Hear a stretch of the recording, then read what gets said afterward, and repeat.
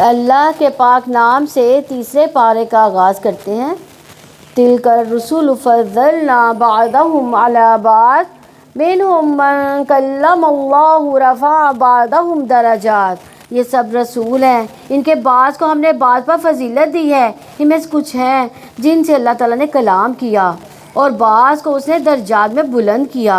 اور ہم نے عیسیٰ ابن مریم کو واضح نشانیاں دی اور ہم نے روح پاک کے ساتھ اس کی قوت دی۔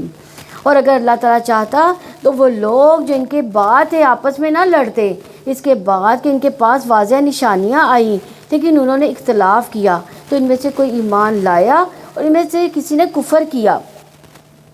اور اگر اللہ تعالیٰ چاہتا تو وہ آپس میں نہ لڑتے، لیکن اللہ تعالیٰ جو چاہتا ہے وہ کرتا ہے۔ یعنی اللہ تعالیٰ نے بندوں کی ہدایت کے لیے کیا بھیجا؟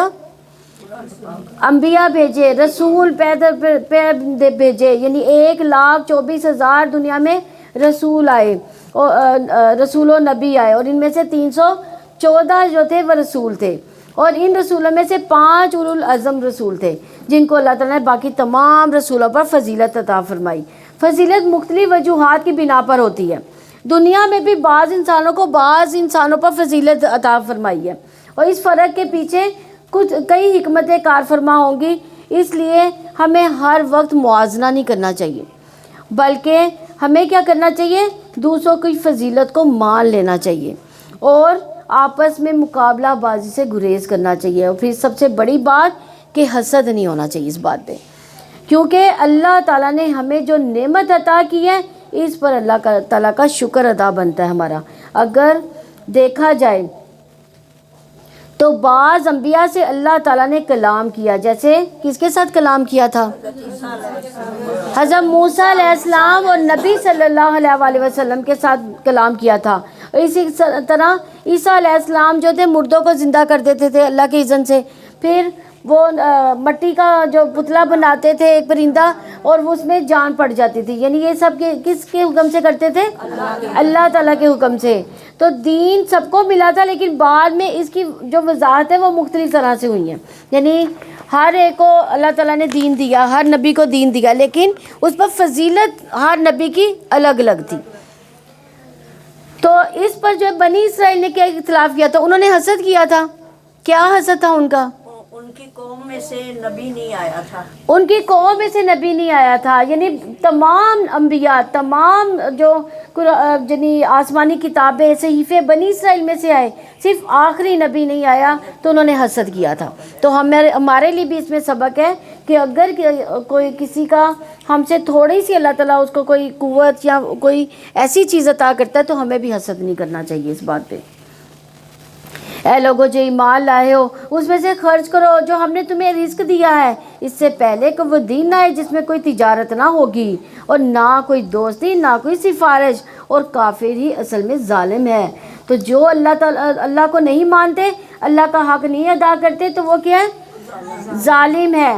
یہ نہیں فرمایا کہ وہ ظالم ہوتے، وہ کافر ہوتے ہیں، بلکہ فرمایا جو کفر کرتے ہیں وہ ظلم کرتے ہیں، یعنی جس نے انکار کیا وہی ظالم ہے۔ اللہ لا الہ الا هو الحی القیوم لا تأخذہ سنۃ ولا نوم لہ ما فی السماوات وما فی الارض من ذا الذی یشفع عندہ الا بإذنہ یعلم ما بین ایدیہم وما خلفہم ولا یحیطون بشیء من علمہ الا بما شاء وسع کرسیہ السماوات والارض ولا یعودہ حفظہما وہو العلی العظیم۔ اللہ تعالیٰ وہ ہے جس کے سوا کوئی معبود نہیں، ہمیشہ زندہ ہے، ہر چیز کو قائم رکھنے والا ہے، اس کو نہ اونگ آتی ہے نہ ہی نیند۔ جو کچھ آسمانوں میں ہے جو کچھ زمین میں ہے اسی کا ہے۔ کون ہے جو اس کی اجازت کے بغیر اس کی جناب میں سفارش کرے؟ وہ جانتا ہے جو اس کے آگے ہے، جو اس کے پیچھے ہے، اور وہ اس کے علم میں سے کسی چیز کا بھی احاطہ نہیں کر سکتے مگر جتنا وہ چاہے۔ اس کی کرسی آسمانوں زمین کو سموئے ہوئے ہے، اور ان دونوں کی حفاظت اسے تھکاتی نہیں ہے، اور وہی سب سے بلند سب سے بڑا ہے۔ تو یہ قرآن مجید کی سب سے عظیم ترین آیت ہے، شیاطین سے حفاظت والی آیت ہے، یہ جنت میں لے جانے والی آیت ہے۔ تو رسول اللہ صلی اللہ علیہ وسلم نے فرمایا جو شخص ہر فرض نماز کے بعد آیت الکرسی پڑھے اس کو موت کے علاوہ کوئی اور چیز جنت میں لے جا نہیں سکتی، یعنی موت ہی اس کے آگے جو ہے رکاوٹ ہوگی، ادھر سے موت آئی دوسرا قدم اس کا جنت میں۔ تو پھر ہمیں کیا کرنا چاہیے؟ ہر فرض نماز کے بعد آیت الکرسی پڑھنا چاہیے۔ اس کے علاوہ اس آیت میں اللہ تعالیٰ کے 5 نام 26 صفات بیان کی گئی ہیں، کیونکہ واحد آیت جس میں سب سے زیادہ اللہ تعالیٰ کی صفات کا ذکر ہے، اور اس آیت میں یہ بات سمجھا دی گئی ہے کہ اللہ تعالیٰ ایک ہے، وہی عبادت کے لائق ہے، وہ زندہ ہے، کبھی موت نہیں آئے گی اس کو۔ لیکن اس کے برعکس ہم انسان اگر ہمیں کھانا نہ ملے تو کیا ہوگا؟ ہم مر جائیں گے، اور اگر سردی یا گرمی سے یا بیماری کی وجہ سے بھی ہم مر سکتے ہیں، اور مرنا تو ہے ہی اگر ان میں سے کوئی سبب نہ بھی بنے۔ اس طرح باقی تمام مخلوقات کے کلو علیہا فان، یعنی ہر ایک چیز نے فنا ہونا ہے، لیکن اللہ کو فنا نہیں ہے، وہ ہمیشہ ہے، ہمیشہ رہے گا، اور سب کو قائم رکھنے والا ہے، اس لیے کہ اسے نہ نیند آتی ہے نہ اونگ آتی ہے، کیونکہ اگر وہ سو جائے تو جن چیزوں کو اس نے تھام کے رکھا ہوا ہے اس میں سے کچھ بھی باقی نہ رہے۔ ہماری زندگی اس بات کی دلیل ہے کہ ہمارا پیدا کرنے والا جاگتا رہتا ہے اور ہماری حفاظت کرتا ہے، کوئی اس کے اذن کے بغیر سفارش نہیں کر سکتا، اس لیے ہر دم اس کو راضی رکھنے کی کوشش کرنا چاہیے۔ اس کا علم اتنا وسیع ہے کہ وہ ہمارے ماضی اور مستقبل کو جانتا ہے۔ اگر دیکھا جائے تو کیا ہمیں معلوم ہے کہ ہمارے آگے پیچھے کون سے فرشتے یا شیاطین موجود ہیں؟ نہیں معلوم۔ ہمارے آس پاس آگے پیچھے کیا ہو رہا ہے ہم اس سے نا واقف ہیں، لیکن وہ جانتا ہے۔ ہم اللہ کے علم کے بغیر نہیں جانتے، مگر اتنا جانتے ہیں جتنا وہ چاہے۔ اللہ تعالیٰ کے علم کے بغیر مقابلے میں ساری مخلوق کا علم جو ہے اتنا ہی ہے جتنا سمندر کے مقابلے میں ایک قطرہ۔ اور پھر یہ کہ آسمان اور زمین کی حفاظت اللہ تعالیٰ کو تھکاتی نہیں ہے۔ کوئی چیز زمین پر بہت بڑی جو نظر آتی ہے، جب وہ اوپر اٹھنی شروع ہوتی ہے تو وہ بہت ہی چھوٹی ہو جاتی ہے۔ جیسے جہاز جب اوپر جاتا ہے تو کیا ہوتا ہے؟ بہت ہی چھوٹا ہو جاتا ہے۔ تو اللہ تعالیٰ کی ذات بلند بھی ہے، عظیم بھی ہے، یعنی تمام چیزوں سے بڑی عظمت والی ہے ہر اعتبار سے۔ دین میں کوئی زبردستی نہیں، لا اکراہ فی الدین قد تبین الرشد من الغی۔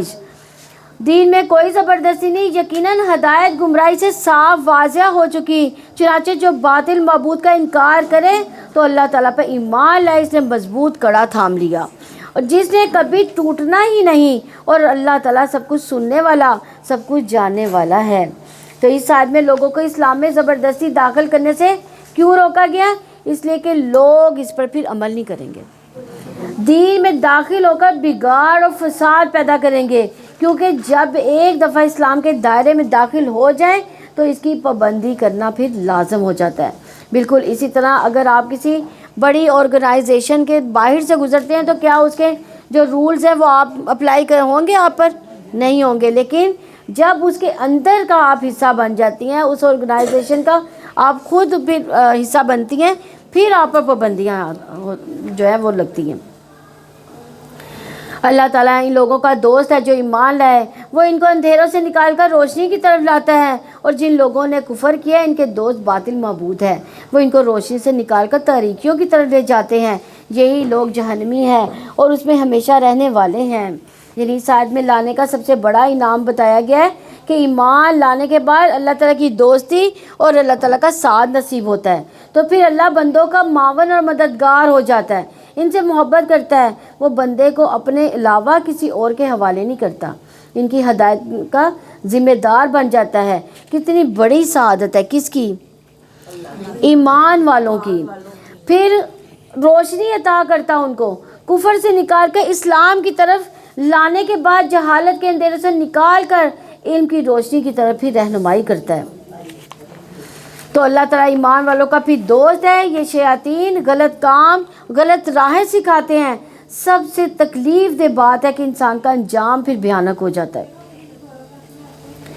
کیا آپ نے اس کو نہیں دیکھا جس نے ابراہیم علیہ السلام سے اس کے رب کے بارے میں جھگڑا کیا؟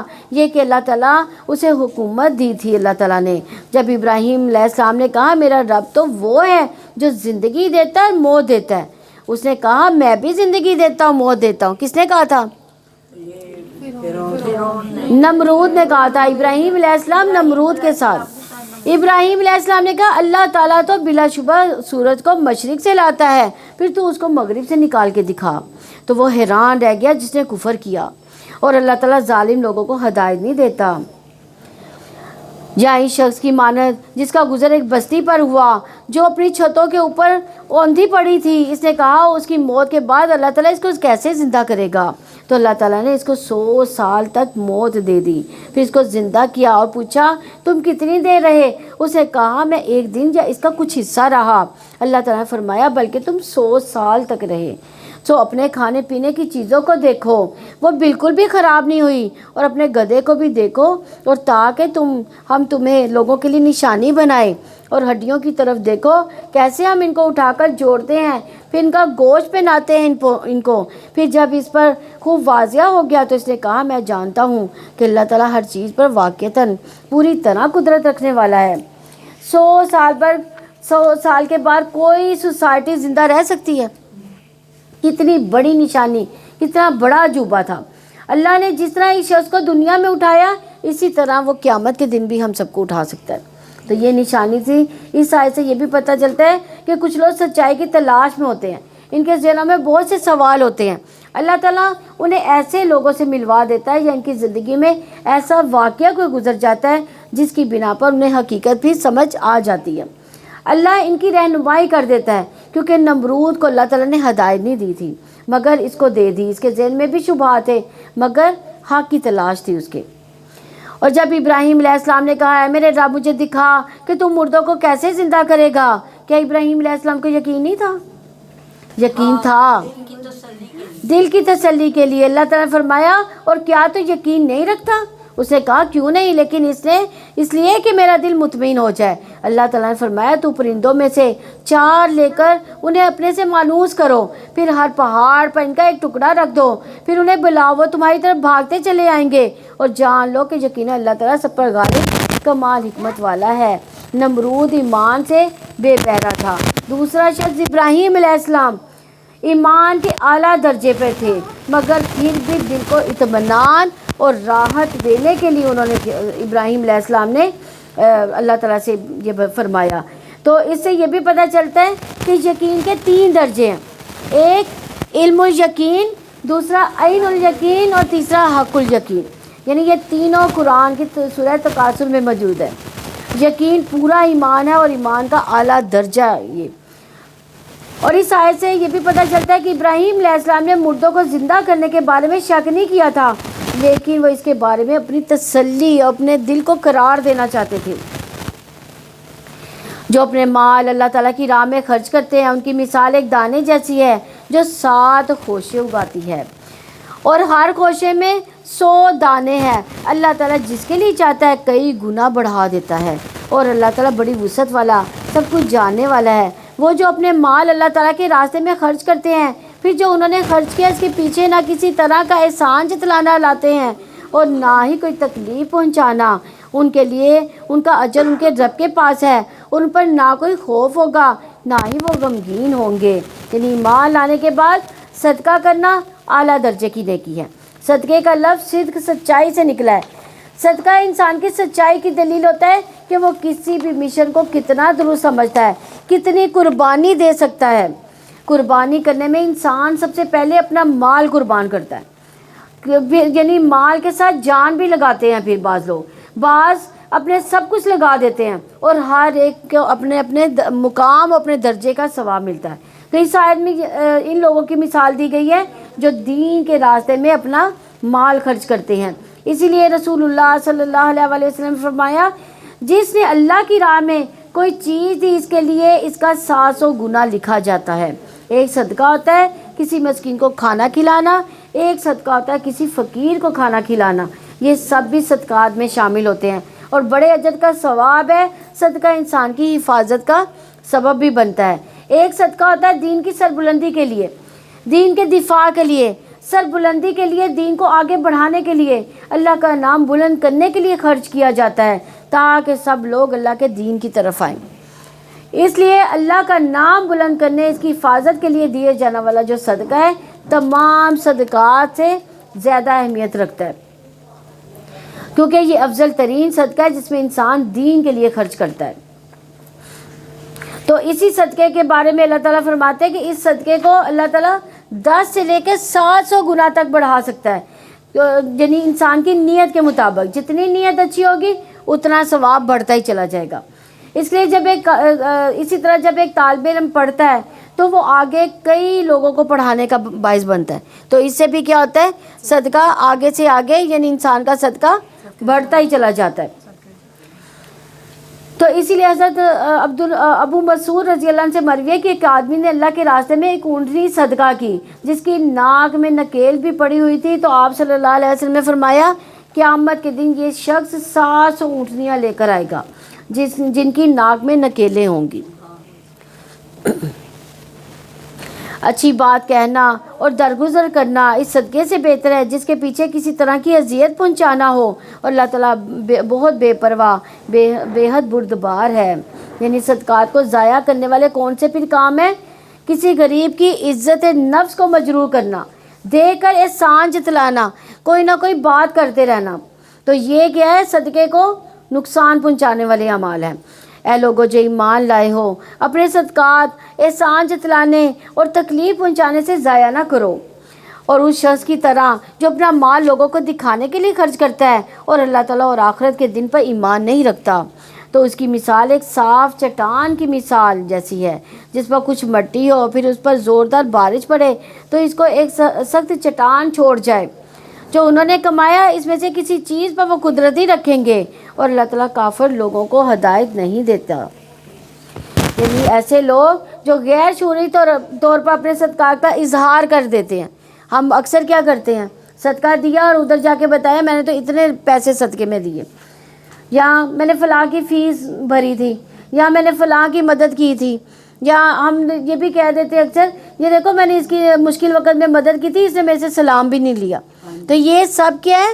یہ ضائع کرنے کے برابر ہے۔ تو جیسے بارش مٹی صاف کر دیتی ہے، اسی طرح کا دکھاوے کا جو صدقہ وہ صاف ہو گیا، ضائع ہو گیا، عمل اس کا غائب، اعمال نامے کورے۔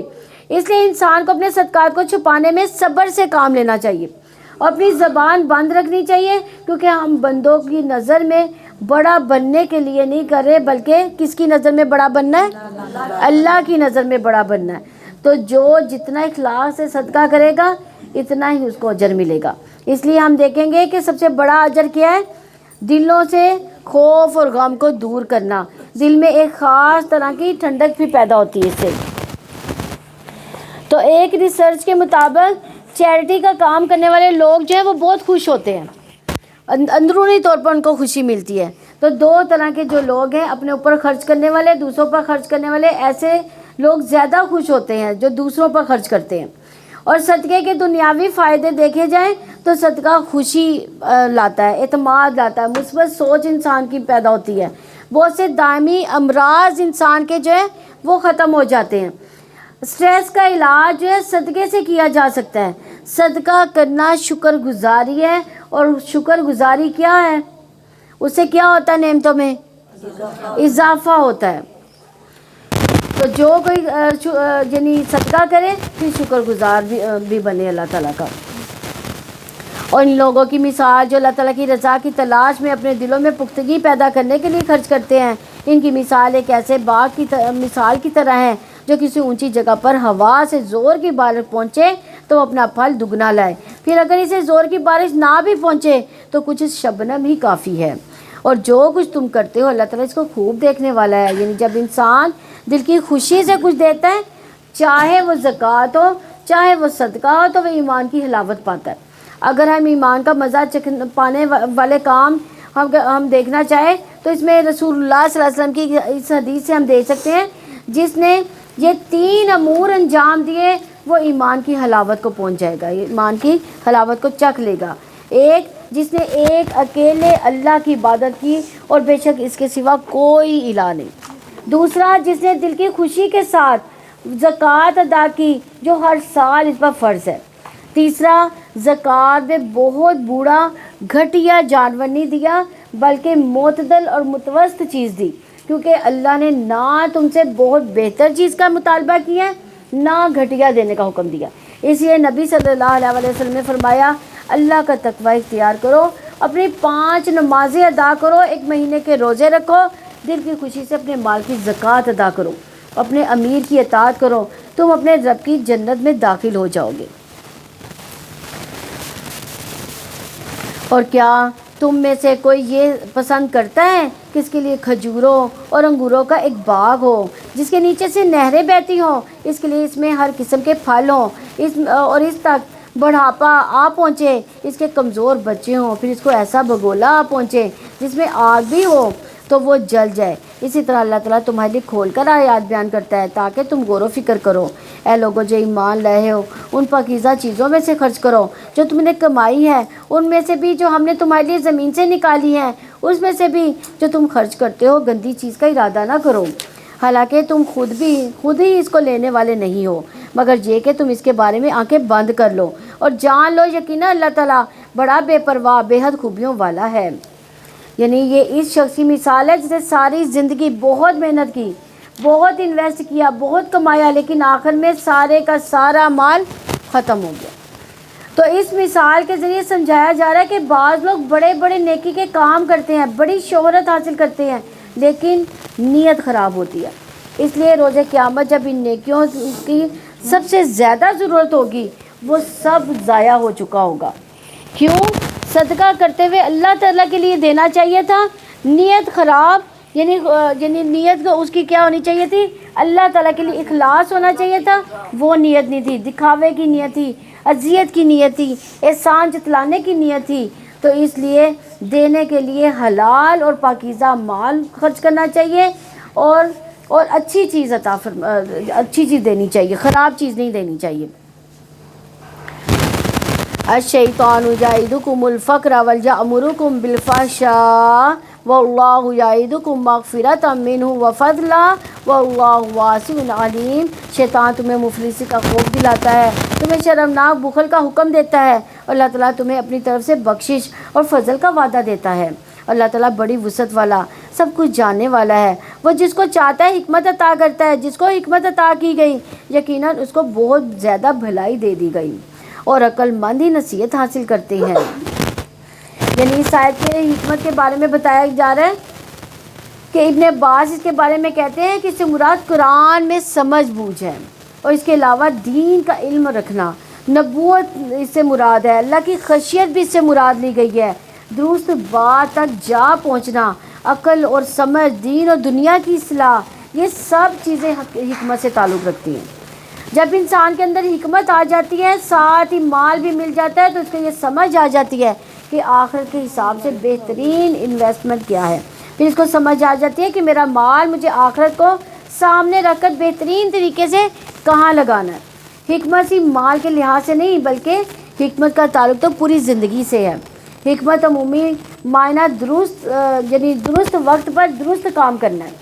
عقل مند شخص ہر لمحے سے آخرت کا فائدہ نکالتا ہے، اور صبح سے شام تک ہر لمحہ اپنا بہترین طریقے سے گزارتا ہے جس میں اللہ کی رضا کے مطابق وہ عمل ہو۔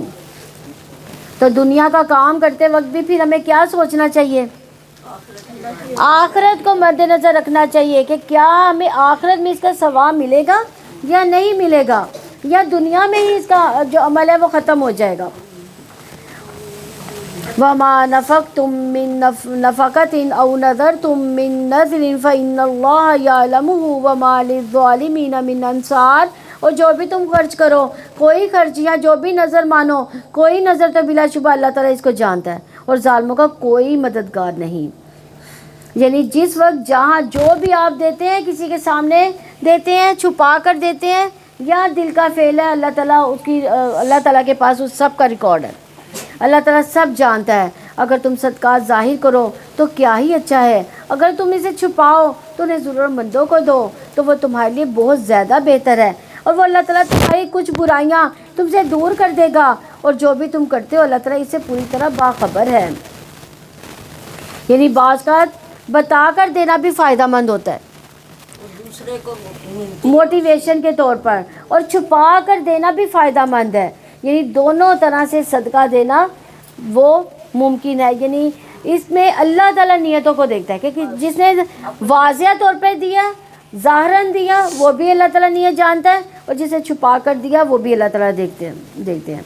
तो यहाँ हम देखेंगे किस कौन सदका देना फिर शुरू करेगा, जिसको अपने गुनाहों का खौफ हो, जिसको अपने गुनाहों की आग ठंडी करनी हो, और जिसको अपने हालात संवारने हो, उसको क्या करना चाहिए? सदका करना चाहिए। क्योंकि किसी और को देने से असल में अपने ही अमाल नामे में जमा हो रहा होता है। उनको हदायत देना आपकी ज़िम्मे नहीं है, लेकिन अल्लाह ताला जिसे चाहता है हदायत देता है। और खैर में से जो कुछ तुम खर्च करोगे वो तुम्हारे ही लिए है, और तुम अल्लाह ताला की रज़ा की तलब में खर्च करते हो। और खैर में से जो कुछ तुम खर्च करोगे इसका पूरा पूरा बदला तुम्हें दिया जाएगा, और तुम पर जुल्म नहीं किया जाएगा। यानी सदका करने का मकसद क्या हुआ? अल्लाह के दीदार का शौक़, अल्लाह से मुलाकात की मोहब्बत। अपने बैंक से निकाल कर किसके बैंक में दाखिल करना है? अल्लाह के बैंक में डाले। अपने हम बंदों के बैंक में माल डालकर इसे महफूज समझते हैं, लेकिन आखिरत के बैंक में यकीन के साथ जमा करवाइए। इसके बारे में आप सल्लल्लाहु अलैहि वसल्लम ने फरमाया, बेशक अल्लाह से वो अमल कबूल करता है जो सिर्फ खालिस इसी के लिए हो, और इसके करने से इसी का चेहरा मकसूद हो। तो साबित हुआ जो शख्स अल्लाह का चेहरा चाहने के लिए सदका करेगा, इसी पर इसका इख्तिताम हुआ तो वो जन्नत में दाखिल होगा। हमारे रब के बीच में गुनाह रुकावट होते हैं। जब हम सदका करने लगते हैं तो गुनाह हट जाते हैं। जब इसी हाल में दुनिया से जाएंगे तो क़यामत के दिन अल्लाह ऐसे लोगों को अपनी रहमत में अपने चेहरे का दीदार करवाएगा। तो कैसे कैसे वादे ही शायद में अल्लाह ताला के। हम सब चाहते हैं कि अल्लाह ताला हमसे राज़ी हो जाए और हमारे अमाल जो है खूबसूरत हो। तो अल्लाह के चेहरे के लिए दो, क्योंकि जो इसे दोगे वो महफूज हो जाएगा, और जो छोड़ जाएगा वो किसके लिए छोड़ जाएंगे? लोगों के लिए, दूसरों के लिए छोड़ के हम लोग। सदकात इन फुकरा के लिए हैं जो अल्लाह ताला के रास्ते में रोके गए हों। वो ज़मीन में सफ़र करने की इस्तिताअत नहीं रखते। ना वाकिफ़ आदमी सवाल से बचने की वजह से उन्हें मालदार समझ बैठता है। आप उन्हें उनके चेहरे ही से पहचान जाएंगे। वो लोगों से लिपट कर नहीं मांगते, और माल में से जो भी तुम खर्च करोगे तो यकीनन अल्लाह ताला उसको खूब जानने वाला है। इस आदमी साहबे सुफ़ा की तरफ इशारा है। उनका क्या काम था? दीन की हाँ, यानी अपना घर बार छोड़ के, कारोबार छोड़ के सिर्फ दीन सीखने के लिए नबी सल्लल्लाहु अलैहि वसल्लम के पास आते थे। ना उनका कोई कारोबार था, ना कोई कमाई का ज़रिया, और वो लोगों से लिपट कर भी नहीं मांगते थे।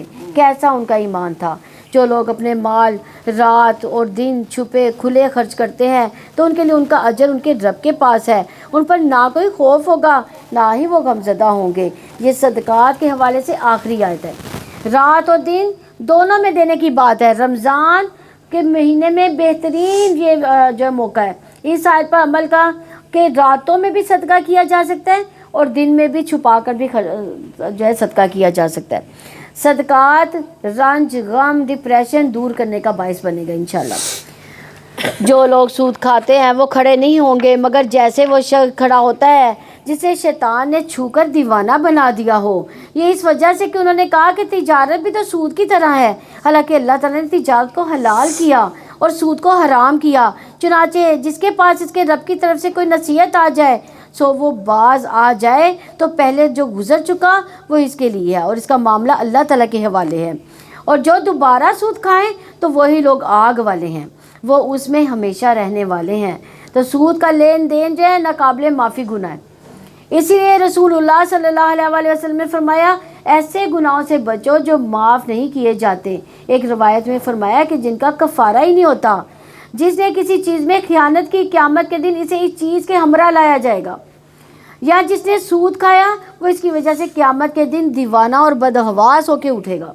इसके बारे में रसूलुल्लाह सल्लल्लाहु अलैहि वसल्लम ने फरमाया, सूद खाने वाले, इसके खिलाने वाले, इसकी गवाही देने वाले, इसका मामला लिखने वाले सब पर लानत फरमाई, क्योंकि सूद में मुलव्वस हर शख्स बराबर का गुनाहगार होता है। सूद के 72 दर्जे हैं। सबसे कम दर्जे का गुनाह आदमी अपनी माँ से जिना करने के बराबर है। اللہ تعالیٰ سود کو مٹاتا ہے، صدقات کو بڑھاتا ہے. اللہ تعالیٰ کسی ناشکر گناہ گار کو پسند نہیں کرتا. ابن عباس رضی اللہ عنہ کہتے ہیں کہ اس آیت کا مطلب یہ ہے کہ اللہ سود خور کا نہ صدقہ قبول کرتا ہے، نہ جہاد، نہ حج، نہ اس کا صلہ رحمی قبول کرتا ہے. اس کے برعکس جو صدقہ دیتا ہے اس میں وہ برکت ڈال دیتا ہے اور دنیا اور آخرت میں اس کو کئی گنا بڑھا بھی دیتا ہے. اسی طرح رسول اللہ صلی اللہ علیہ وسلم نے فرمایا جو شخص سود کے ذریعے مال میں اضافہ کرے گا اس کا انجام جو ہے اس کا انجام کیا ہوگا؟ مال کی قلت ہوگا. حالانکہ دیکھنے میں اس کا مال بڑھ رہا ہے لیکن اصل میں مال اس کا کم ہو رہا ہے. اور حدیث کے مطابق جس نے حرام کمایا پھر جس کے غلام وغیرہ آزاد کیا اور اس سے رشتہ داروں کو دیا تو وہ اس پہ باعث گناہ ہوگا. یعنی حرام مال دینے سے ثواب کی بجائے کیا ہوگا؟ الٹا گناہ ہے. یقیناً جو لوگ ایمان لائے، انہوں نے نیک عمل کیے، نماز قائم کی، زکوٰۃ ادا کیا، ان کے لیے ان کا اجر ان کے رب کے پاس ہے. ان پر نہ کوئی خوف ہوگا نہ ہی وہ غمگین ہوں گے. یا ایھا الذین آمنوا اتقوا اللہ وذروا ما بقی من الربا ان کنتم مؤمنین. اے لوگو جو ایمان لائے اللہ تعالیٰ سے ڈر جاؤ اور جو سود میں سے باقی رہ گیا اسے چھوڑ دو اگر تم ایمان والے ہو. پھر اگر تم نے ایسا نہ کیا تو اللہ تعالیٰ اس کے رسول کی طرف بڑی جنگ کا اعلان سن لو. اور اگر تم توبہ کر لو تو تمہارے اصل مال ہے، نہ تم ظلم کرو اور نہ تم پر ظلم کیا جائے گا. اور اگر کوئی تنگ دست ہو تو آسانی تک اسے مہلت دینا ہے. تمہارا صدقہ کرنا ہی تمہارے لیے زیادہ بہتر ہے اگر تم جانتے ہو. اور اس دن سے ڈرو جس میں تمہیں اللہ تعالیٰ کی طرف لوٹایا جائے گا، پھر ہر نفس کو پورا بدلہ دیا جائے گا جو اس نے کمایا اور ان پر ظلم نہیں کیا جائے گا. اے لوگو جو ایمان لائے ہو جب تم کسی مقررہ مدت تک باہم قرض کا لین دین کرو تو اسے لکھ لیا کرو. لکھنے والے پر لازم ہے کہ تمہارے درمیان انصاف کے ساتھ لکھے اور کسی لکھنے والے کو لکھنے سے انکار بھی نہیں کرنا چاہیے جیسا کہ اللہ تعالیٰ نے اسے لکھنا سکھایا. بس لازم ہے کہ وہ لکھے اور لازم ہے کہ وہ شخص لکھوائے جس کے ذمہ حق یعنی قرض ہے اور وہ اللہ تعالیٰ سے ڈر جائے جس کا رب ہے اور اس میں سے کچھ بھی نہ کم کرے. پھر جس شخص کے ذمہ حق یعنی قرض ہو اگر وہ ناسمجھ یا کمزور ہو یا خود لکھوانے کی استطاعت نہ رکھتا ہو تو اس کے مختار پر لازم ہے کہ انصاف کے ساتھ لکھوائے. اپنے مردوں میں سے 2 آدمی کو گواہ بنا لو. پھر اگر 2 مرد نہ ہو تو 1 مرد اور 2 عورتیں ان لوگوں میں سے جنہیں تم گواہوں میں سے پسند کرتے ہو تاکہ ان دونوں عورتوں میں سے ایک بھول جائے تو ان میں سے دوسری اس کو یاد کرا دے. اور گواہ انکار نہ کرے جب بھی انہیں گواہی کے لیے بلایا جائے. اور تم ان سے نہ اکتاؤ کہ تم اسے لکھو، معاملہ چھوٹا ہو یا بڑا اس کو مقرر مدت تک لکھو. یہ کام اللہ تعالیٰ کے نزدیک زیادہ انصاف والا ہے اور گواہی کو زیادہ قائم رکھنے والا ہے اور زیادہ قریب ہے کہ تم شک میں نہ پڑو مگر یہ کہ تجارت نقد ہو. یعنی نقد سے کیا مراد ہے؟ ادھر سے چیز لی ادھر سے پیسے دیے. اور جس کا لین دین کرتے ہو تو تم پر کوئی گناہ نہ ہوگا کہ تم اس کو نہ لکھو. اور جب تم آپس میں سودا کرو تو گواہ بنا لیا کرو اور کسی کاتب کو اور کسی گواہ کو نقصان نہ پہنچایا جائے. اور اگر تم ایسا کرو گے تو یقیناً تمہاری بڑی نافرمانی ہوگی. اللہ تعالیٰ سے ڈر جاؤ اور اللہ تعالیٰ تمہیں تعلیم دیتا ہے. اللہ تعالیٰ ہر چیز کو خوب جاننے والا ہے. یعنی اس آیت کو آیت دین بھی کہتے ہیں. سورہ بقرہ اس لحاظ سے بہت اہم ہے کیونکہ اس میں قرآن مجید کی سب سے عظیم آیت اور سب سے طویل آیت موجود ہے. اور اس آیت میں بتایا جا رہا ہے کہ مالی معاملات میں لکھت پڑھت کا حکم صرف غیروں کے لیے نہیں، رشتہ داروں میں بھی ایسے ہی ہونا چاہیے. ہم بعض کا ایسے کہتے ہیں بہن بھائیوں کو کچھ دینا ہے تو چلو کوئی بات نہیں ہے، نہیں، اس میں بھی معاملے کو کلیئر ہونا چاہیے، لکھا ہونا چاہیے. خاندانوں میں فتنہ فساد کی بنیادی وجہ مالی معاملات ہوتے ہیں، اس لیے اللہ تعالیٰ نے حکم دیا کہ ان معاملات کو لکھ لیا جائے. اور پھر لکھنے کی شرط بھی بتا دی گئی. کس کے ساتھ لکھنا ہے؟ عدل کے ساتھ. عدل کے ساتھ لکھنا ہے. لکھنے والا لکھنے سے انکار نہ کرے اور اس کا شکر ادا کرے کہ اللہ تعالیٰ نے اس کا لکھنا سکھا دیا. اور پھر 2 عورتوں کی گواہی کی وجہ بتائے گی کہ یعنی 2 عورتوں کی گواہی کتنے مردوں کے برابر ہے؟ 1. کیوں؟ کیونکہ اگر ایک بھول جائے تو دوسری اسے یاد کرے. ہاں، یعنی عورت میں بھولنے کی بیماری ہوتی ہے، اس وجہ سے اس کو اس کے بارے میں یہ کہا جا رہا ہے. اور پھر کہا گیا کہ واتقوا اللہ ویعلمکم اللہ، یعنی مالی معاملات کے ساتھ اللہ تعالیٰ نے تقوی کا ذکر کیا، کیونکہ جو تقوی اختیار کرتا ہے اللہ تعالیٰ اس کو یہ سارے کام سکھا دیتا ہے، اس کے یہ سارے کام بھی آسان ہو جاتے ہیں۔ تقوی سے انسان میں فرقان بھی آتی ہے، یعنی اس کو فرق پتہ چل جاتا ہے، یہ غلط ہے یہ درست ہے۔ تو اس لیے ان تمام کاموں کی شرط کیا ہے؟ تقوی۔ اور اگر تم سفر میں ہو، کوئی لکھنے والا نہ پاؤ تو قبضے میں دے دیا گیا رہن لازم ہے۔ پھر اگر تم میں سے کوئی کسی پر اعتبار کرے تو جس پر اعتماد کیا گیا اس پر لازم ہے کہ وہ اس کی امانت ادا کرے، اور اللہ تعالیٰ سے ڈرے جو اس کا رب ہے، اور گواہی نہ چھپاؤ، اور جو اس کو چھپائے گا تو یقیناً اس کا دل گناہ گار ہے، اور جو کچھ تم کرتے ہو اللہ تعالیٰ اس کو خوب دیکھنے والا ہے، خوب جاننے والا ہے۔ تو اس آیت میں سے بھی پتہ چلتا ہے کہ دل کے بھی گناہ ہوتے ہیں، دل کا بھی عمل ہوتا ہے، یعنی ظاہری باطنی اقوال و افعال، ان گناہ سے بچو اور تقوی اختیار کرو۔ تو اس آیت کے بارے میں ہے ابن عباس کہتے ہیں کہ جب یہ آیت نازل ہوئی، جو تمہارے دلوں میں اللہ اس کا حساب لے گا، تو صحابہ کرام پر بہت خوف طاری ہوا، اور اس پر تو عمل نہیں ہو سکتا کہ یعنی جو دل میں خیالات آتے ہیں اس پر کیسے قابو پایا جائے۔ تو آپ صلی اللہ علیہ وآلہ وسلم نے فرمایا کہ تم کو سمینا و اطعنا وسلمنا، ہم نے سنا، ہم نے اطاعت کی، ہم نے تسلیم کر لیا۔ اس پر اللہ تعالیٰ نے ان کے دلوں پر میں کو ایمان سے بھر دیا۔ اس کے بعد یہ آیت نازل ہوئی، لا یکلف اللہ نفسا الا وسعها، تو اللہ تعالیٰ فرمایا میں نے ایسا کر دیا کہ کسی جان کو اس کی وسعت یا طاقت کے مطابق ہی تکلیف دوں گا۔ پھر جب انہوں نے کہا ربنا لا تؤاخذنا ان نسینا او اخطانا، تو اللہ تعالیٰ نے ان کی بات مان لی۔ پھر جب انہوں نے کہا ربنا ولا تحمل علینا اصرا کما حملته علی الذین من قبلنا ربنا ولا تحملنا ما لا طاقت لنا بھی، تو اللہ تعالیٰ نے فرمایا میں نے ایسا کر دیا۔ پھر جب انہوں نے کہا واعف عنا واغفر لنا وارحمنا انت مولانا فانصرنا علی القوم الکافرین، تو اللہ تعالیٰ نے فرمایا میں نے ایسا کر دیا۔ مثلا حکم سنا، سوچ لیا کہ عمل بھی کرنا ہے، تو اللہ تعالیٰ کا کوئی حکم سن لیا، یعنی اگر سود کے بارے میں ہے یا قرض کے لین دین کے بارے میں، اس کو لکھ لیا تو فوراً دل سے مان لیا، اطاعت شروع کر دی، یہ نہ سوچا کہ آج تو ممکن نہیں ہے بلکہ پھر کر لوں گا۔ تو یہ اللہ ایمان اس کا بڑھا دے گا جو یہ سوچے گا کہ میں نے یہ کرنا ہے، تو پھر اللہ تعالیٰ اس کو توفیق بھی عطا فرما دے گا۔ جو کچھ آسمانوں میں ہے، جو کچھ زمین میں ہے، سب اللہ تعالیٰ کا ہے۔ جو تمہارے دلوں میں ہے اگر تم وہ ظاہر کرو یا اسے چھپاؤ، اللہ تعالیٰ تم سے اس کا حساب لے گا، پھر وہ جس کو چاہے گا بخش دے گا، جس کو چاہے گا عذاب دے گا۔ اللہ تعالیٰ ہر چیز پر پوری طرح قدرت رکھنے والا ہے۔ رسول ایمان لایا اس پر جو اس کے رب کی جانب سے اس کی طرف نازل کیا گیا، اور مومن بھی سبھی اللہ تعالیٰ پر، اس کے فرشتوں پر، اس کی کتابوں پر، اس کے رسولوں پر ایمان لائے ہیں۔ اس کے رسولوں میں سے ہم کسی کے درمیان بھی فرق نہیں کرتے۔ انہوں نے کہا ہم نے سنا، ہم نے اطاعت کی، ہم تیری بخشش طلب کرتے ہیں اے ہمارے رب، اور تیری ہی جانب لوٹ کر جانا ہے۔ اللہ تعالیٰ کسی نفس کو تکلیف نہیں دیتا مگر اس کی وسعت کے مطابق۔ اس کے لیے ہے جو اس نے نیکی کمائی، اسی پر ہے جو اس نے برائی کمائی۔ اے ہمارے رب اگر ہم بھول جائیں یا غلطی کر بیٹھیں تو ہمارا مواخذہ نہ کرنا اے ہمارے رب، اور ہم پر ویسا بوجھ نہ ڈالنا جیسا تو نے ان لوگوں پر ڈالا تھا جو ہم سے پہلے تھے اے ہمارے رب، اور تو ہم سے نہ اٹھوا جس کی ہم میں طاقت نہیں، اور ہم سے درگزر فرما اور تو ہمیں بخش دے، ہم پر رحم فرما، تو ہی ہمارا مولا ہے، چنانچہ کافر لوگوں کے مقابلے میں ہماری مدد فرما۔ سورہ بقرہ کی آخری 2 آیات یہ عرش کے نیچے سے دی گئی ہیں۔